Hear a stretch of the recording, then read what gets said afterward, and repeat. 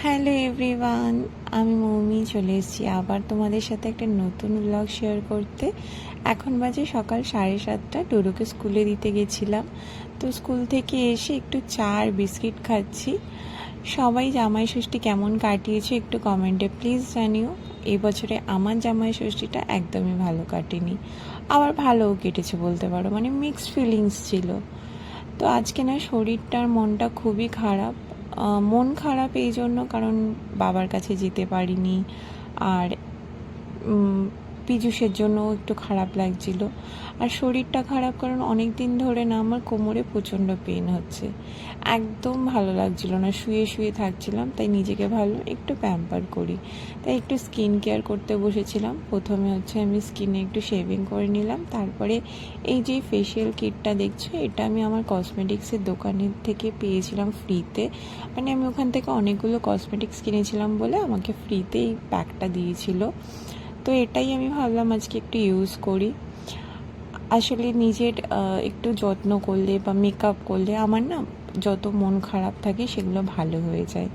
আর ভাবলাম তোমাদের সাথে একটু ভিডিও শেয়ার করি, কথা বলি, তাতে হয়তো আর একটু মনটা ভালো হয়ে যাবে।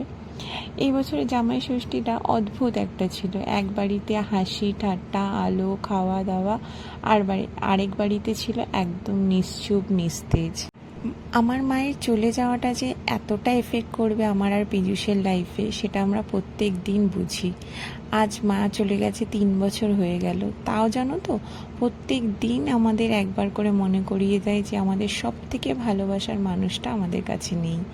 যদিও মা চলে যাওয়ার পরে বড় মাসি আমাদের আগের বছরও নিমন্ত্রণ করেছিল, এই বছরও নিমন্ত্রণ করেছিল, কিন্তু আমার শাশুড়ি মা বলেছিল যে শাশুড়ি নেই যখন জামাই ষষ্ঠী কিসের, মাসি শাশুড়িকে দিয়ে জামাই ষষ্ঠী হয় নাকি আবার। আসলে উনি বলতে চেয়েছিল যে দিদি জামাইবাবু আসবে, এই বছর যেন আমরা না যাই। এই বছর শুধু কি না, হয়তো সামনের বছরগুলোও মিন করেছিল, সেটা বলতে পারবো না। আমিও ভাবলাম ঠিক আছে, বাবারও শরীরটা খারাপ তাই যাইনি।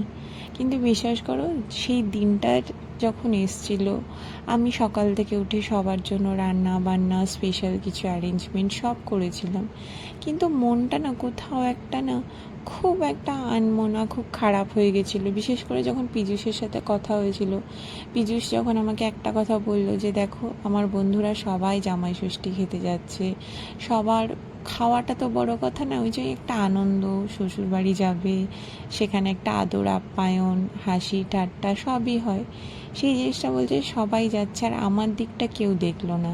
আমি আমার কর্তব্য তো করছি, কিন্তু আমার ভালো লাগাটাই মরে গেল। সেই কথাটা শোনার পরে আরও বেশি মনটা খারাপ হয়ে গেছিলো।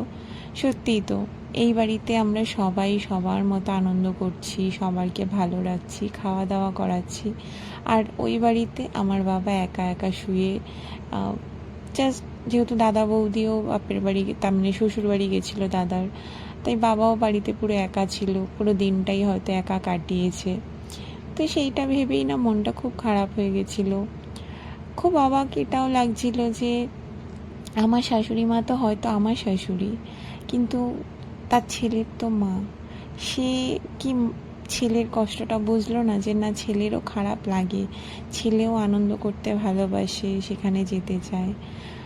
আমার শাশুড়ি যখন বলেছিল যে শ্বশুর শাশুড়ি, মানে জামাই ষষ্ঠী স্পেশালি শাশুড়ি নেই যখন জামাই ষষ্ঠী কিসের, তাহলে সেখানে আমার শ্বশুর শাশুড়ি তো আছে, আমরা বা নাই থাকলাম তাতে কি। যাই হোক, তাও আমি অতটা, সত্যি কথা বলতে আমার জন্য অতটা ভাবিনি। আমি ভেবেছিলাম ঠিক আছে,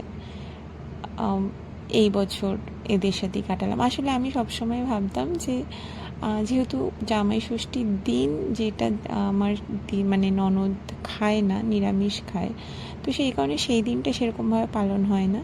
তো আমি ভেবেছিলাম যে অ্যাটলিস্ট আমরা রাত্রিবেলা ওই বাড়িতে যাব, খেয়ে দিয়ে চলে আসব, কিন্তু সেটাও হয়নি, সেটাও হয়ে ওঠেনি, কারণ ওরা একদমই চায়নি যে আমরা কোথাও যাই।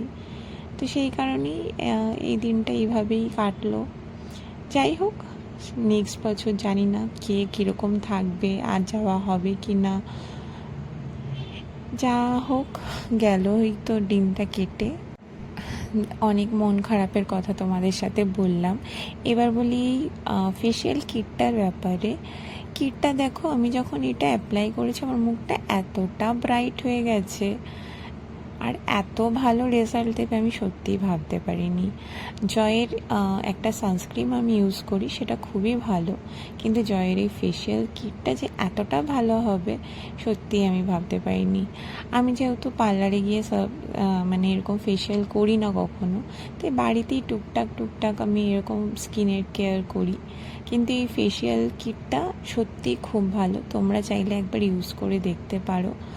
আর এই যে আমি ফেস প্যাকটা লাগাচ্ছি, ফেস প্যাকটা না প্রচণ্ড ঝাঁঝালো, যখন লাগিয়েছিলাম আমার চোখ থেকে লিটারালি জল বেরিয়ে গেছে।